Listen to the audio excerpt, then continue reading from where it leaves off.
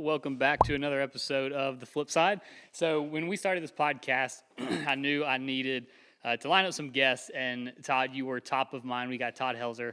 I always want to say Helsner. Helsner. No, it's Helzer. Helzer. Top 5? Top 10? What number? Oh, man, top of mind. I was like, this guy, your journey, which I want to get into, man, it's inspiring, it's incredible, and a lot of people talk the talk but don't actually carry through with action, and I think you're an awesome example of what it looks like to put that action into existence. And so so who are you? How'd you get here? Where'd you come from? Give us your backstory.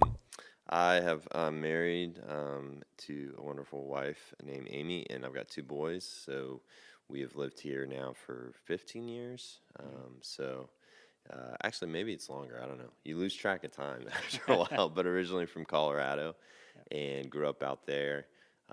Was in the ministry. Did a lot of work there. Came out here. Did a lot of ministry at a local nonprofit here, and then eventually just kind of felt the tug/interest pull me into real estate. And so, actually, one of the deals we worked on kind of helped fund that jump from my W-2 to full-time real estate, and been doing that, I guess, now almost 2 years. So awesome. What type of real estate, in what capacity? Yeah, so my 9 to 5, I always like to say it, is helping people buy and sell real estate. We do a good bit of investment properties, and then I am an investor on the side as well, or that's like half of my job is being an investor. So I'm always looking for buy and holds for our own portfolio to build that, and then I've done a few flips here and there, and always looking for a good deal. So if you know anybody, you know. Right, yeah. If you don't buy them, you know up. Any good deals? Yeah.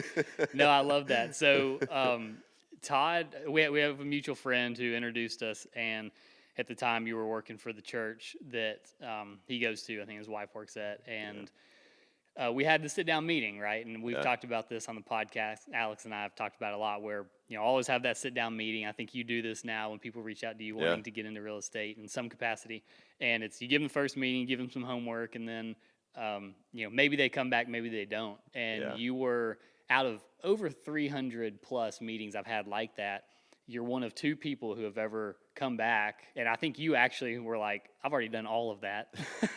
And here's steps? Here's where, And I was like, holy cow, like this, because like that separated you from 300 plus people of you're serious. Like you're taking it serious. You're treating it like a job and a business, and not like a side hobby that doesn't take any time, but you want a bunch of mailbox money. So okay, this guy's serious. He's different. So, and which encouraged me a little bit more than others to kind of put time into, like, man, I want to see this guy grow. And man, I don't regret that at all, because the growth you've had over, you just mentioned before we went live, 2 years, which I can't believe it's been 2 years, has just been astounding. So I think that's awesome. I want to walk through that journey and what it looked like going from that meeting at Wild Roast Coffee into where you are meeting. now.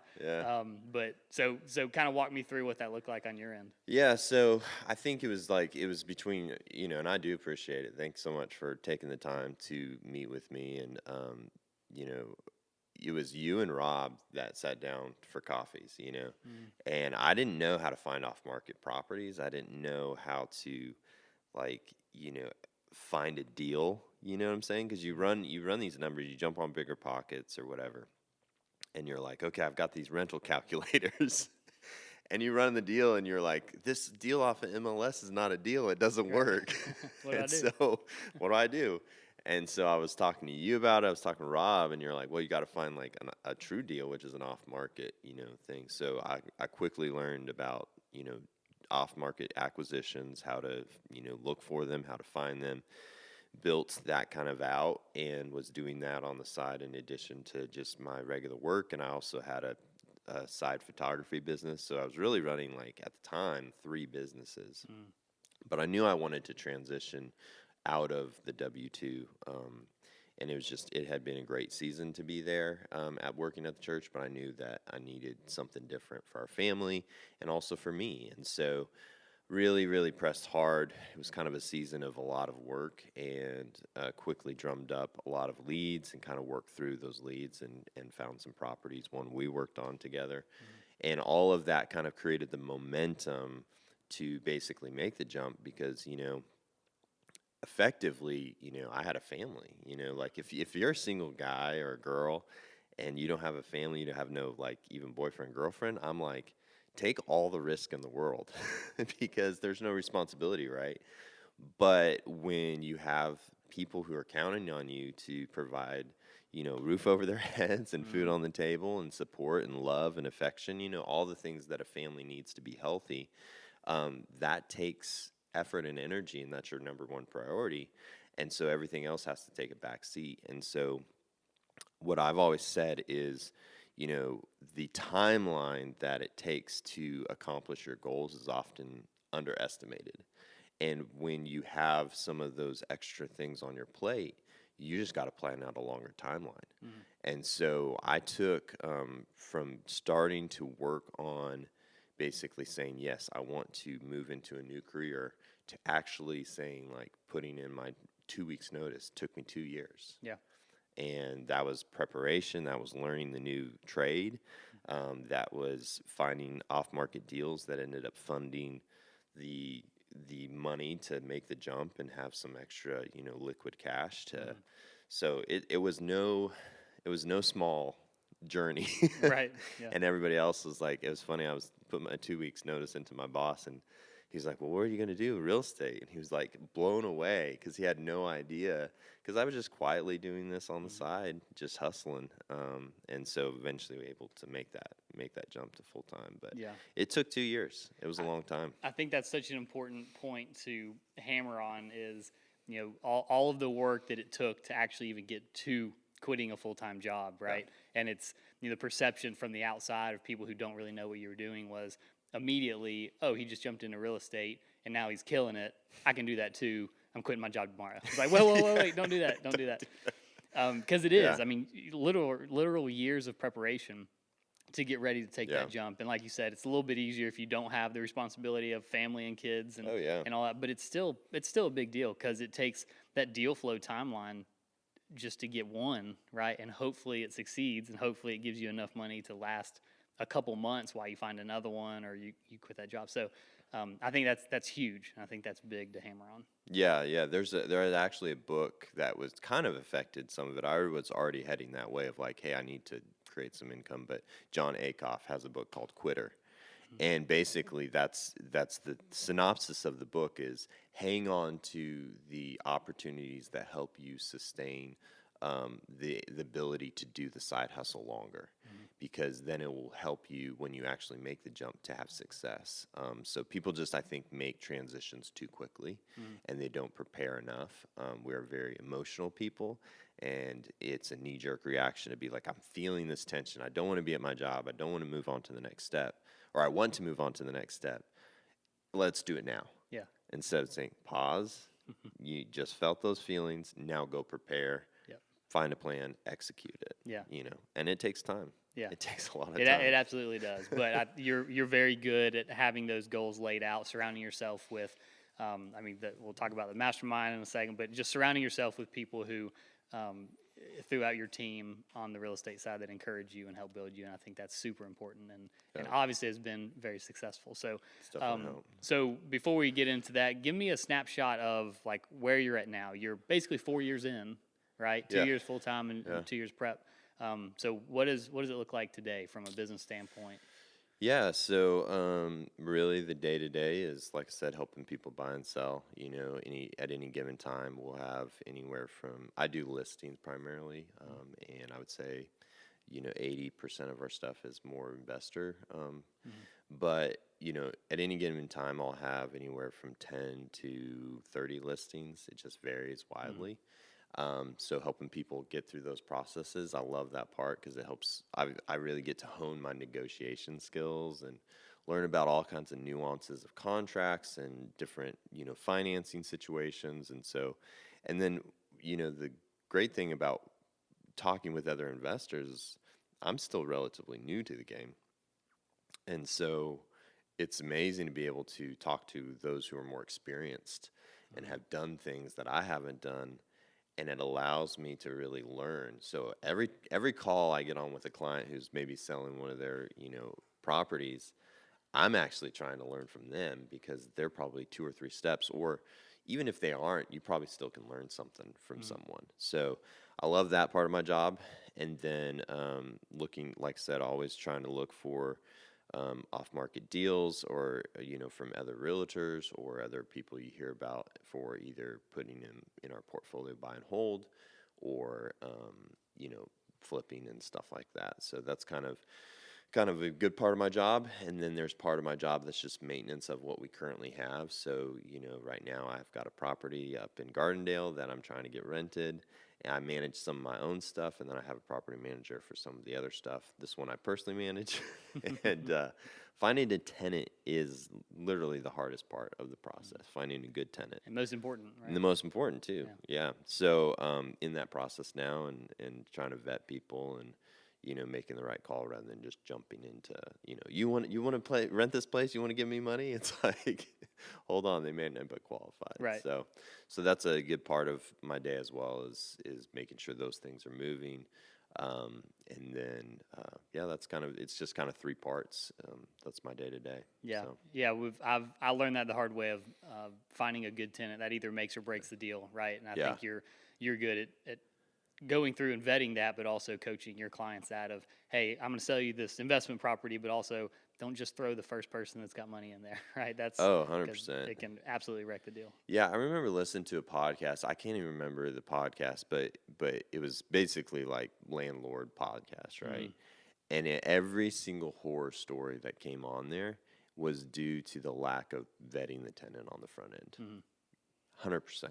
Yeah. It was like, this thing turned bad, this person was doing this, drugs out of the place, blah, blah, blah. All the things came from, well, were you involved in the process, or did you have, I just kind of hired this random person to get this property and never really checked up on it. Yeah. Like, so having someone ask you those questions, which I love, having a community that you've created through our Thursday morning mastermind is getting, because it's super easy to blame the tenant in that situation, or blame that's not in my control, or it's not my fault.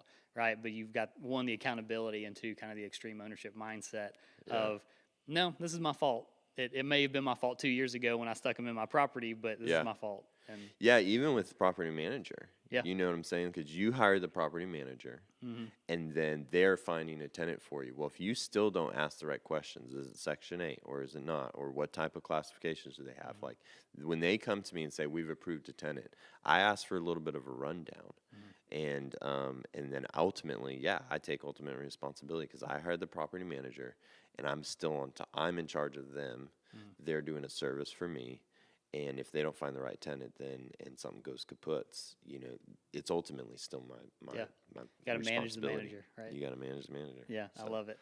Well, cool. So what's the ultimate goal? Do you love the idea and want to continue on building the real estate sales side as well as the investment, single family, or what direction? Where are you headed? Yeah, I think that's a great question. I think I'm still learning and figuring it out. I think, my eventual goal would be to, we currently have a lot of B class and C class stuff in our portfolio. And so the goal would be to really class those up over time, dispose some of them and go into a higher A class long term. I've heard it explained like a chessboard. And you have your queens, your pawns, everybody in between. And your properties are kind of like that. Sometimes you sacrifice a pawn for a queen, So a good example of that is, I had a flip. Actually, I had a buy and hold property this spring that I wanted to keep, but I had a potential deal coming up for a lot of a portfolio deal, which I'm still working on. We'll see if it pans out. Yeah, we're going to talk about that in a minute too. But all that to say is, in order to be in a position to acquire that, I actually needed to sell this property to get the funds from it, so to put me in a better cash position. So I sacrificed that pawn, or even you could call it a rook. It was a pretty good property for the potential queen of buying a bunch of properties, or properties that I may keep long term. There's a couple townhomes in there that I could see having a long term thing. So all that to say is, I do see myself pushing more into the investor side down the road, maybe 10, 15 years, being almost full-time investor and less realtor. But I'm enjoying the journey right now and loving it. And like I said, I gained so much knowledge and information and deals. I bought deals off of clients. I've bought deals from other realtors. Like, so it keeps me in a space, and that's why I moved to it. It keeps me in a space where the activity's happening. So I don't know. Maybe I'll always be, in the realtor space, but yeah, we'll see. I bet you always will be. Rob, and you have done a really good job of putting yourself in the position of being like the investor agents of Birmingham. And I've said for 10 years plus, being like looking on Bigger Pockets and Birmingham popping up on the map of being like a new hot spot of people. Yeah. There's really, before y'all kind of jumped into that space, there was no agent that was, hey, I'm the guy. Let me be your boots on the ground if you're out of state wanting to invest here. Yeah. And even if you're here. And I always saw opportunity there, but never geared my business towards that way because it's a lot of work, right? Yeah. It is a lot of work, and you're usually dealing with lower priced homes. But if you've got the volume and y'all have built out systems to handle that volume, then you can succeed, obviously, very, very well. Yeah. And so I think y'all have done a good job capturing that market and that title, basically, of the investor realtor of Birmingham. And you've got the deals, you've got the, you can put it all together. So y'all have done a good job on that. Thanks, man. But I think that will always tie back to you being in sales. It's in some capacity, just because you establish like you're the guy. Yeah. And so the calls aren't going to stop. Yeah. I enjoy it. It's a lot of fun. So, and I, sometimes, because the work is hard. It's sometimes not hard. There's the weird thing of like, you have this opportunity to choose your days, and so I feel very, very, very grateful for that. But at the same time, it's like I step back from it all and I'm like, golly, like I'm so grateful to the Lord and to ultimately, just, I don't know. I just, sometimes when it is tough, I step back and just have to be filled with gratitude because the opportunities at my fingertips are mind blowing. And we definitely live in the top 5% of the world, like in opportunities and wealth, in the things that we have at our fingertips for our kids. It was funny, my son the other day, so they have this school, like you find out your teacher, you find out your classmates, all this.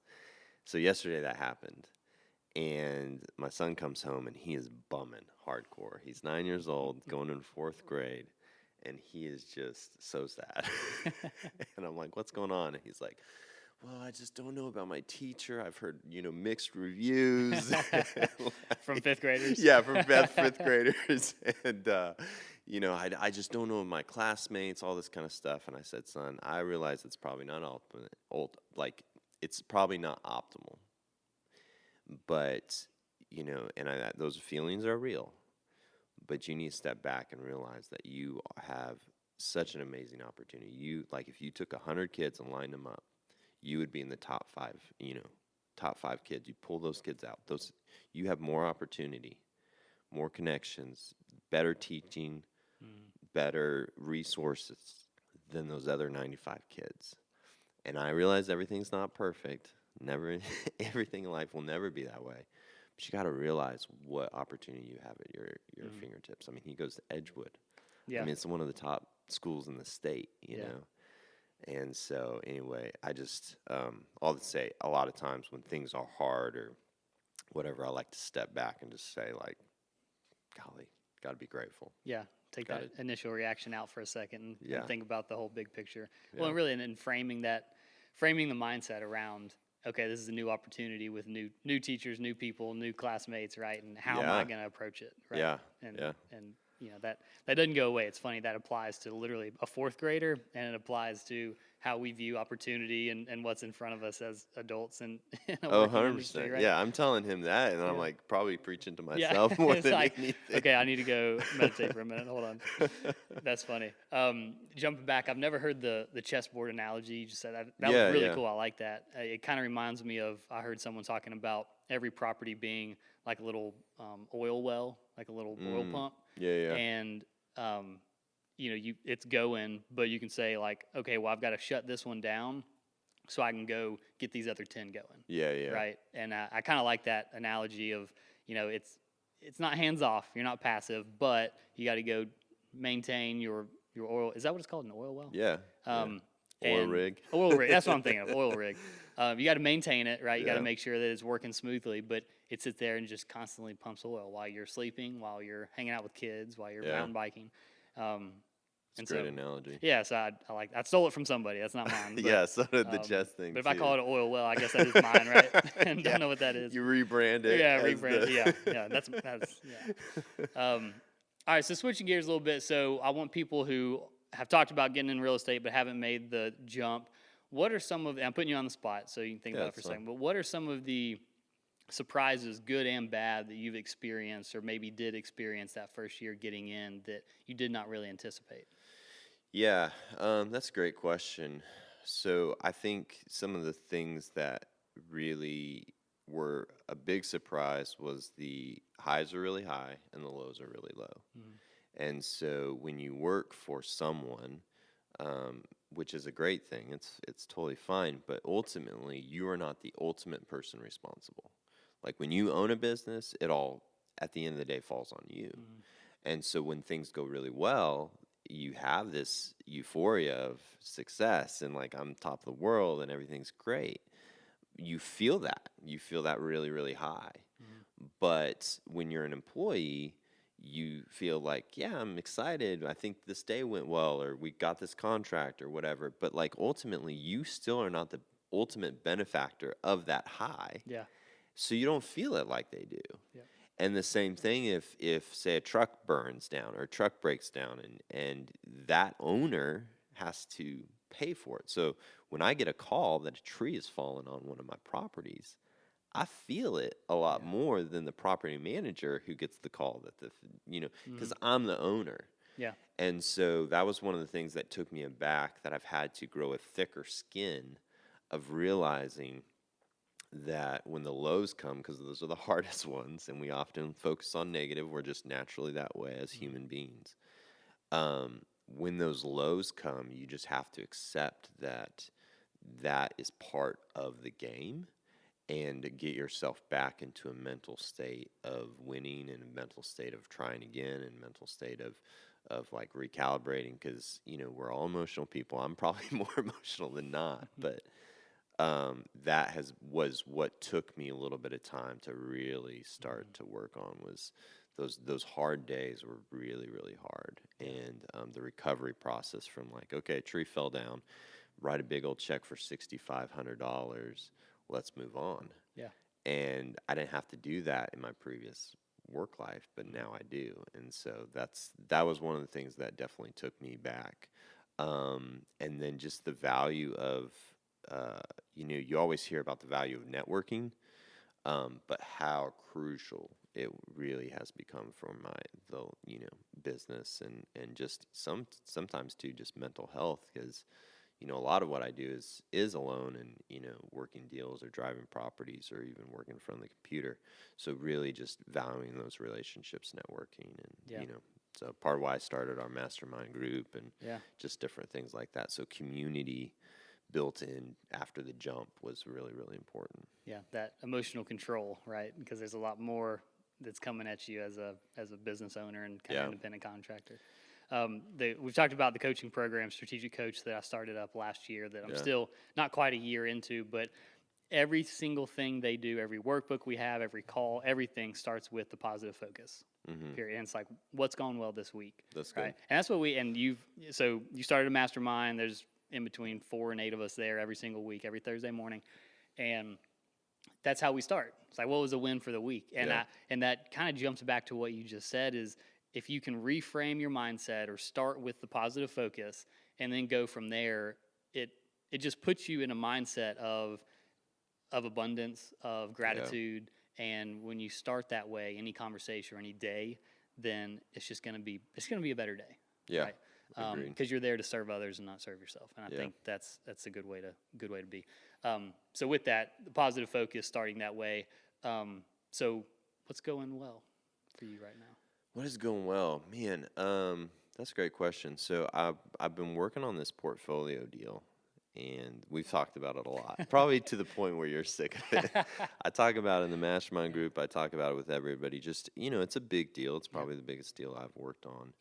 And there's a lot of moving parts, a lot of responsibility. Without giving big. specifics, do you want to give like size? Yeah, from I the mean house? it's a bunch of single family homes, a little bit of commercial units, like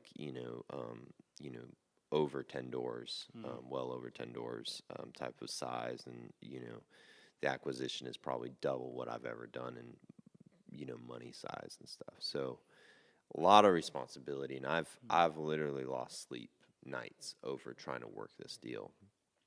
And I'm finally we kind of worked on some stuff, figured out where things were at. But the biggest thing was I was wrestling with, you know, how to basically work the deal, and I just came to a place where I basically just gave numbers to the guy, and I feel completely at peace about it. So all that to say is that is a win, because whether I get the deal or not, I don't wrestle with it anymore, if that makes sense. Yeah. And so bigger picture, like scope back, and why I say that is every deal has that moment. Everything you're working on. And I would say even like with relationships. And I think there's this internal thing that when we're wrestling with something and truly have good intent to make something great, truly have intent to make something work, and we're wrestling with it, I think there's something that just clicks and say, yep, it's going to be okay. Or, yep, that's the right move, or whatever. And until I get that, I typically don't move forward. And so that was what was so hard about this one is, like I said, it may fall apart. I actually think it will fall apart, completely fall apart. But I'm okay with that because I wrestled with it. I've wrestled with this deal internally for over 4 months. And sometimes big deals take 4 months just on the front end of finances and, underwriting and all that kind of stuff. But internally, I could not get to a place where I was like, I'm okay with pulling the trigger on this. And why not? And it seems like the numbers are good and all this kind of stuff. And so all that to say is that has been a really, really good shift, because it's been 4 months of, I wouldn't say anxiety, but definitely tough, like hard nights, sleepless nights, trying to figure it out, reworking the deal, feeling really down about it, feeling frustrated, feeling like super excited about it, all the things. A lot of emotion into it. So I think that's been going really well. And then I'm just kind of in a season of, I've sold a few flips. And so I'm just back into a season of looking for another one, but just kind of recalibrating. And I'm not, since I started this 2-year transition of full time, I've always had a side project like a flip or a rehab for a rental. And that takes extra time away from the family and all that kind of stuff. So I'm kind of really soaking in. I'm still looking for the next opportunity, but I'm also soaking in the time. The kids had the summer off, and maybe that was God's way of, kind of just giving me a window too, because I've really spent since I sold that last flip, really the last 2 months, kind of a little more downtime with family. And because I imagine once you buy this 10+ deal, if you do, it's all hands on deck, right? I mean, it's not turnkey, right? There's stuff to do. So, there's some extras to manage and figure out. So enjoy the peace a little bit, right? There's always something to do. That's an actually interesting thing, and I know that you're a podcast, but I'd like to ask you a question. Yeah, come on, I love it. So, how have you? Because you're probably another 8 years in front of me as far as just being an entrepreneur, and I think 10 or 11 total. Yeah, total. So you're definitely ahead of me. You have a lot more reps in. How do you deal with the pressure of that constant, like, because there's always something you can do. I mean, if you have a W-2, that's kind of true too. There's always projects of the house, or maybe you have a side hustle. But in your position, there's literally, you could always promote your business more. You could always look for another off-market property. You could always look for another buy and hold. There's always another conversation. Someone else wants to talk to you. Yeah. And you have a kiddo now, so, and they're cute, but they take a lot of time. Yeah. So for how do you kind of balance that and kind of come to terms with that? Man, such a good question. How do I balance the desire, the feeling that I always need to be doing something as an entrepreneur and a business owner, but also having to balance family and friends and everything else that comes along with life? And that's tough. For a very, very long time, I struggled with that, and I still do daily. But I think the biggest thing is being proactive on scheduling and time blocking and sticking to it, and just knowing in this time period, whatever it is, whether it's a full Saturday or 2 to 3 o'clock on a Wednesday, is my brain is off of real estate and I'm doing something else. And it's penciled into my calendar and that's it. And there's no change. It doesn't matter if I get a call from, whoever about doing a deal, I'm busy that time. And just having that mental commitment of it's just switched off has helped a ton, because I used to not schedule near as much as I did, and I would just be running crazy all the time. It would never turn off, and I could not be present. Yeah. Like, you've heard the phrase, when you're in the room, be in the room. Like, I was in 12 rooms at once. God, that's good. And it was just so hard for me. So having and tracking, like having our KPIs and like what is my input, what is my unique ability, we've talked about a little bit, and what are those tasks that drive my business forward in each component, and making sure that when I'm working on, let's say a flip, that I know there's 3 things in that flip that need my attention or they're the highest and best use of my time, and then tracking and making sure that when I block out, I'm working on the flip from 3 to 4, it's getting done.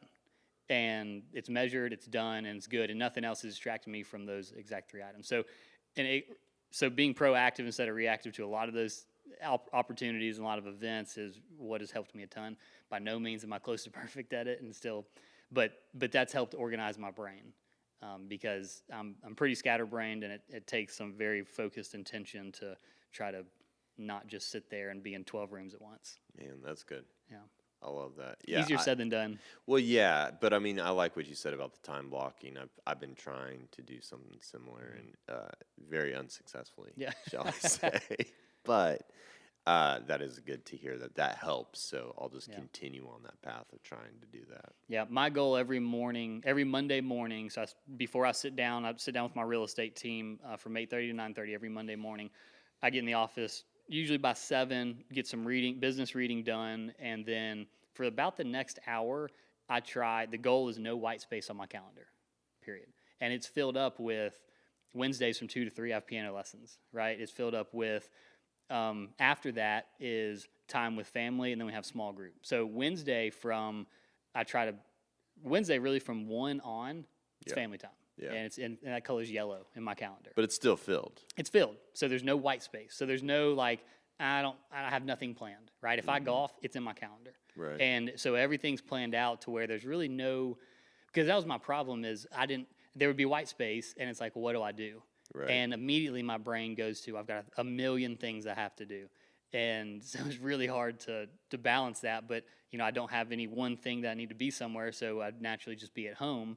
And then, Rachel's talking to me or Stella's climbing on me, but I'm not there. Yeah. And so no white space was the goal. And again, not great at it. If you look at my calendar now, there's probably white space on it. But every Monday morning, that's what I try to do. And so when I've got people calling me, lenders call twice a day. Let's get coffee. I just moved to town. It's call me next Monday between 7 and 8. Yeah. And I'll see if there's room on my calendar. But if you call me anytime after 8 a.m. Monday morning, it's not happening that week. Yeah. Because my week's already booked. So hack is if you want to go golfing with Blake, you call him Monday morning between 7 or and just 8. say, you call me Tuesday and say, hey, have you golfed yet this week? Because I know it's on your calendar. Yeah. That's awesome. How is the golf game going? Oh, it's terrible. It's so bad. I really haven't played. It has not been on my calendar for a number of weeks, and kind of intentionally because I've been golfing much less this probably quarter, or really I golfed a bunch at the beginning of the year, but because it's 4 or 5 hours of the day, and it's times, especially with having a kid now and number 2's on the way, we've got it's just hard to take 5 hours of something that's just me. Oh yeah. And that feels a little selfish too. Well, you are quickly approaching. Well, you are in it actually, and I can say this from a father. It's funny, we're like different life places. Like you're further in entrepreneur life, but I'm further in the fatherhood life. I need all the dad advice. And you are in one of the greatest, but also most time-consuming parts of fatherhood. And there's so many great, rewarding things about it. And my son.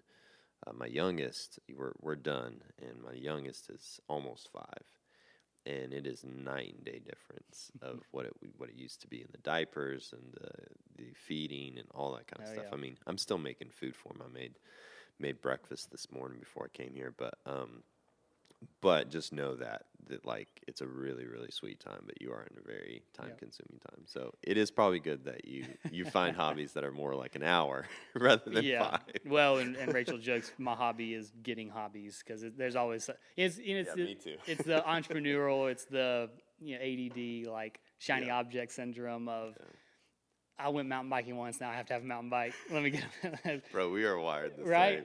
same. And it's like, okay, I spent way too much on a mountain bike. I love to golf. Let's go get a new golf kit. And it's like, hey, here's a car. Let's go fix it up. So, way too many hobbies. And trying to tone. So the ones that take like golf takes 5-hour time block. I really try to reserve that for clients, like taking them out or just like every now and then like a group of friends. So for a while, I was just, hey, let me go walk down by myself. And it was a good time to, you need that alone thinking time every now and then, but not twice a week. Yeah, you could do it like Ryan Panetta. He charges. I mean, he's like an entrepreneur, like guru. He's got like 7-8 businesses, so people want time with him. Yeah. So he charges, I think, it's upwards of $10,000 for a game of golf. Really? But you go golf with him, and you literally get 4 hours of his time. While he does something he loves doing. Yeah. And, you get to ask him all the questions about your business and talk through it, and he gives you ideas. And so it's like a... That's so smart. Yeah. So next lender that asks me for coffee, I'm just going to say, no, let's go mountain biking. Yeah. And give me $100. Give me $100. Oh, man, that's funny. Awesome. Well, thank you so much for being here. Closing thing, so you mentioned one book earlier in the podcast. I think it was called Quitter? Quitter, yeah. Quitter. Yeah. That I like that one. That's really awesome. Do you have any other book recommendations or ones that really elevated your career? Yeah, there's one, and frustrating because I'm blitzing the name, but it's man, this is really bad because I'm blitzing the name. Maybe you can put it in the show notes. Yeah. But effectively, the premise of the book, Josh Waitzkin, and I'm probably saying it wrong, but he's a chess like grandmaster. Okay. And it's his story, and he goes through the process of realizing that he's ultimately just really good at learning things, and so obviously he's a brilliant guy because you don't become a chess master without being brilliant. Right. But then he goes on to actually become a jiu-jitsu, I believe it's jiu-jitsu master. Wow. So two very different forms of competition, but he mastered both, and he kind of, the art of learning, that's what it is. Okay. The art of learning. And so the art of learning, and the synopsis of the book is he was like, I'm not a really great chess player, I'm not a really great jiu-jitsu, I'm really great at learning and breaking down the processes of learning and learning at a high level. So how to get the extra 10% of performance out of yourself. And so now he coaches people and all that, but a lot of his processes and a lot of his thinking is in that book. One of my favorite stories in that book was when he was about 6 weeks out from a big jiu-jitsu competition, and he broke his dominant arm, his right arm. And which, it's like competition over. Probably need that. Yeah. Right. And he decides, he's like, you know what, I'm going to go ahead and continue to train. So he got it all splinted up or cast. And then he proceeded to do two things. So he trained his non-dominant arm. So he was still doing as much physical activities and retraining himself to still do activities with his weak side. And then the second thing he did is he would mentally exercise his right arm. And so he had it in the cast for 6 weeks, leading right up to the competition. They pull the cast off. There was no atrophy in his arm. And he was so good now on his weak side that his competitors were getting dominant. I mean, he won the competition because they weren't aware that he had been training on his weak side for 6 weeks. That's crazy. And the big moral of the story is in every difficulty, there's an opportunity. And we can say, he could have thrown up his arms, the one good arm. One of them. The one good arm. And he could have said, you know what, it's done. I'm not doing the competition. Or you can look for opportunities in the struggle. And it's something I always try to do. It's very hard to do, especially when things come hitting and really hard things happen. But in every single negative thing that happened. There's an opportunity to grow. And if we reframe that, then we can truly become like elevate to another level. I love that. So the art of learning. The Art of Learning. It's an incredible book. Incredible. It's one of those books you could literally read once a year and get something new out of it.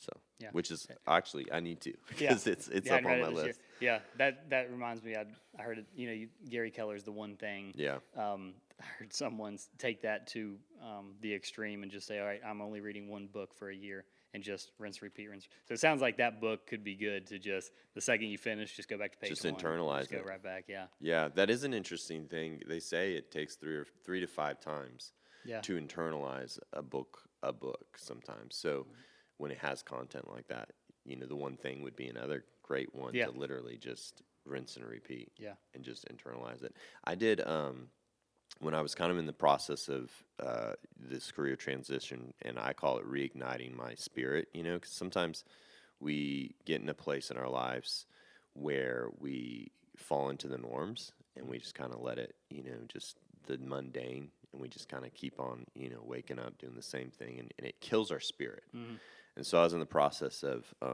reigniting my spirit, and there was this Zig Ziglar, motivational talk, and I was inspired by it. I listened to it once, and it rung a few chords, and I was like, this is what I'm doing for the year. And I literally just listened to it over and over and over and over and again, and got new things out of it each time. And was it perfect? Do I believe in everything he says? No, but at the end of the day, it was internalizing those messages. It takes time. Yeah, absolutely. Well, cool. Well, where can people find out more about you if they want to? Yeah. So just at Todd Helzer, TODDHELZER, Z like zebra. Not Helsner. Helsner, not Helsner with an S. Just at Todd Helzer is my Instagram, and then I'm out. You pretty much can connect to everything else if you connect to my Instagram. All the socials. All the socials. Got a podcast? Got a podcast. We just started Cash Flow Bros. Nice. I didn't know the name. That's awesome. We've got a couple episodes out. We will next week, and so excited about that. That podcast is basically just trying to. We are all three of us on it are investors, and so the goal is just to share stories that are locally happening that affects other investors, so good and bad of the economy and different things like that. And then just share stories that we've had successes in deal structure and successes with dealing with tenants and different stuff. And then also hard things, explaining why we believe there's certain areas we like to invest in. There's certain areas we don't like to invest in. There's certain price points we believe in and other price points we don't. And the reasons behind that hopefully will be apparent once we share stories and kind of stuff like that. So I think we'll interview some people. We're still trying to figure it out. So I love it. That's so good. So anyone out there looking to get into real estate, not only reach out to you, listen to your story, but listen to the podcast, gives you market updates and where to go, where to put your money. Yeah. I love it. Cool. Todd, thanks for being here. Thanks for having me, man. This was a lot of fun. Until next time. All right. Bye.